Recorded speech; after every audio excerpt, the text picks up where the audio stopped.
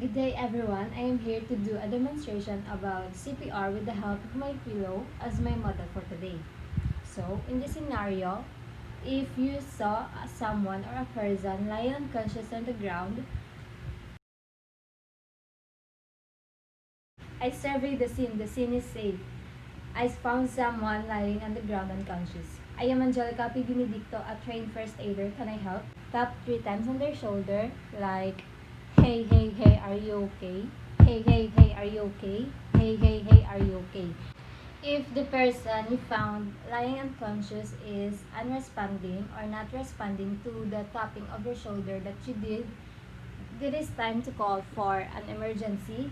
And while waiting for the emergency for to come in the situation, you're gonna do the listen, look, and feel. You're gonna check for this breathing. You're gonna look for the rising of chest. Listen and feel if there is breathing present. Do this for about 10 seconds, and if there is no breathing present, you're gonna check for his carotid pulse. I'm gonna tilt his head or the person's head and check for the carotid pulse for about 10 seconds. If there is none, proceed for the chest compression. The chest compression by counting 1 to 30 each cycle, and I'm gonna give about 2 breathing per cycle. Locate the xiphoid process about 2 to 3 fingers or breathe and put your hand. Interlock your hand and start with the pumping. 1, 2.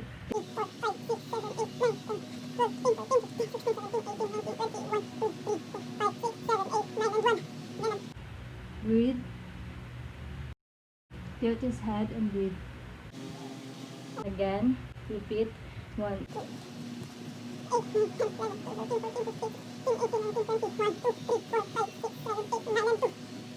Give breathing again. And check if there is already a pulse or none. If there's already a pulse, proceed to put it in a recovery position. Gonna do this, and so the next thing that we're gonna do is a CPR in a child. If you see someone or a child lying unconscious on the ground, the first thing you're gonna do is check if they're okay. Like what again we did in the adult CPR. Like, hey, hey, hey, are you okay? Hey, hey, hey, are you okay? Hey, hey, hey, are you okay? If they are not responsive or unresponsive, call for medical emergency or hotline number, and then check for their breathing or if their chest is rising, like the look, listen, and feel. Do this for about 10 seconds. If none, check for their carotid pulse. Check for 10 seconds again, tilt their head and locate their carotid pulse. If there is none, locate the chest, but since it is a child, use only one hand or 2 fingers. Locate their sternum or the xiphoid process and do the chest compression.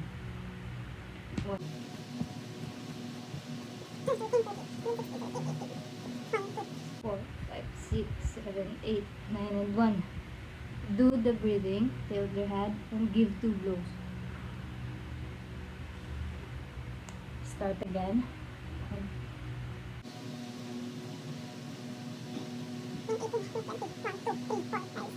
8, 9, and 2. Give 2 blows. If someone or a child is not, if its pulse is not visible, you may continue the compression until the help arrives. So the next thing that we're gonna do is the CPR for a possible COVID patient.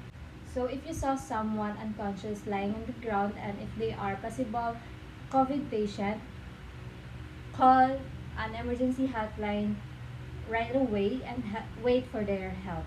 And we're gonna need a towel for it to cover its mouth or face to avoid any or to decrease the chance or risk of having a transmission of the virus. But do not put any obstacles on their mouth or their nose. I'm gonna put there in the face. And they are unresponsive. Proceed to the chest compression. Locate their sternum or the sigmoid process and start pumping. You do not need to do the breathing since to avoid or to decrease the risk of having a virus. I'm gonna do the pumping. It's the same as you do in adult but no breathing. Start. 1, 2,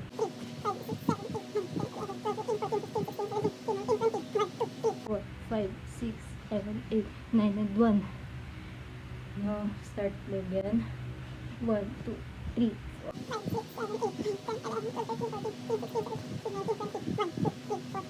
7, 8, 9, and 2. I may continue comprising their chest or doing the CPR until the helps arrive.